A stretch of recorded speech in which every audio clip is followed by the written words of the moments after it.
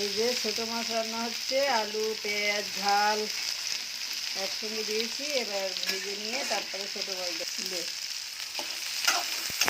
লবণ,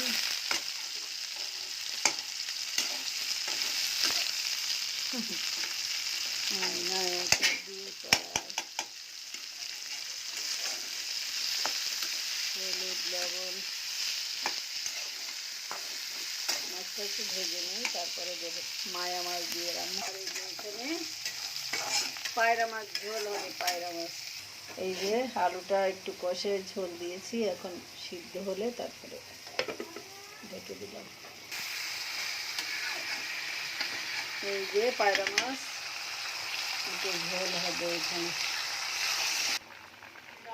এই যে আলুটা সিদ্ধ হয়ে গেছে, এখন ছোটো মাছটা দিয়ে দিলাম।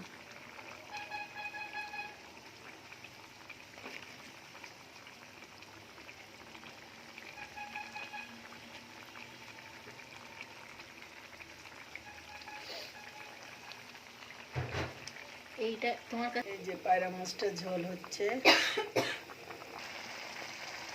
এই যে ছোটো মাছে টমেটো দেওয়া হয়েছে, এখন একটু পরে নামিয়ে ফেলবো। টমেটোটা সিদ্ধ হয়ে গেল।